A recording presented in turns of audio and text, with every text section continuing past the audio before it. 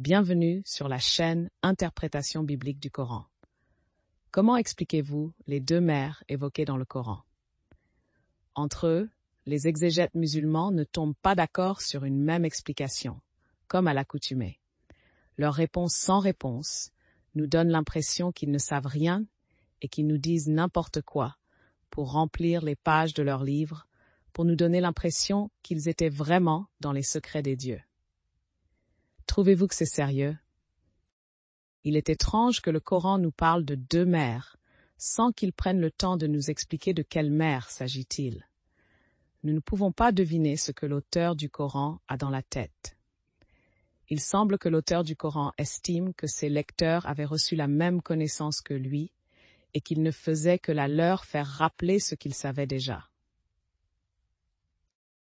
Ne remarquez-vous pas que le Coran ne cesse de parler interminablement du rappel? Il s'agit en arabe de ce fameux ad-dhikr que le Coran ne cesse de ressasser en utilisant différentes formes et dérivés du vocable ad-dhikr, comme udkur, dikran, tadkiratan, fadakir, innama, antamudakir, afalayatadakarun, afalayakilu, afalayatafakarun. Est-ce que cela ne signifie pas pour vous que le Coran suppose préalablement que nous connaissons déjà de quoi il est en train de nous parler? Essayons d'abord de voir ce que dit la sourate Ar-Rahman, versets 19 et 20, des deux mers, avant de voir ce que les premiers exégètes musulmans nous disent des deux mers en question. Voici ce que disent les deux versets en question. Il a donné libre cours aux deux mers pour se rencontrer. Il y a entre elles une barrière qu'elles ne dépassent pas. Les deux mers en question sont également évoquées dans la sourate Al-Furqan, verset 53. Ce verset dit: c'est lui qui donne libre cours aux deux mers. L'une est douce, rafraîchissante, l'autre très salée, amère. Et il assigne entre les deux une zone intermédiaire et un barrage infranchissable. À vrai dire, les deux mers sont également citées dans une troisième sourate. Il s'agit de la sourate Fatir, verset 12. Ce verset dit ce qui suit.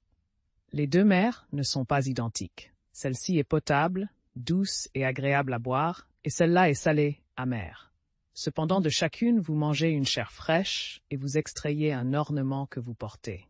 Et tu vois le vaisseau fendre l'eau avec bruit pour que vous y cherchiez de ses bienfaits. Peut-être seriez-vous reconnaissant.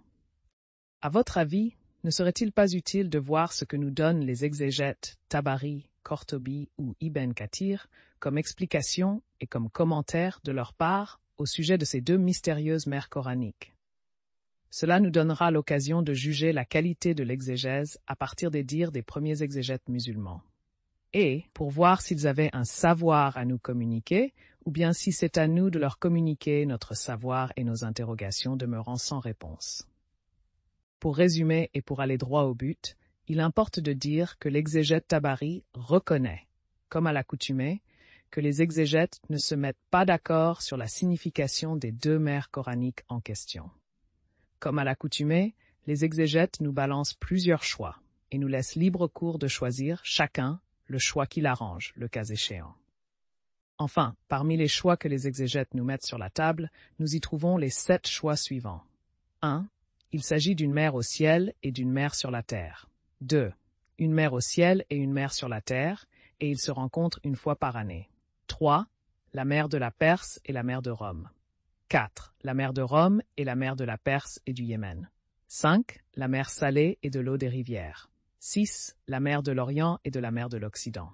7. La mer des perles et du corail.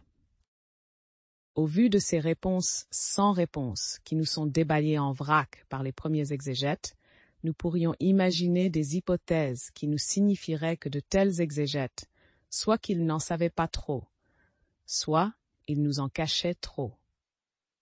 Nous laissant sur notre faim, nous sommes en droit de dire à ces exégètes: pourquoi le prophète Mohammed n'a-t-il pas expliqué le Coran à ses compagnons, et pourquoi les compagnons du prophète n'ont-ils pas cherché à comprendre le Coran? Le Coran était-il vraiment important dans la vie des premiers musulmans?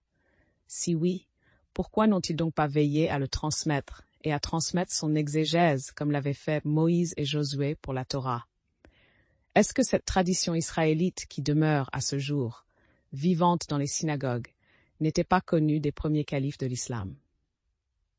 Je vous laisse le temps de réfléchir sur de telles questions et notre rendez-vous se renouvelle à la prochaine édition. Au revoir les amis.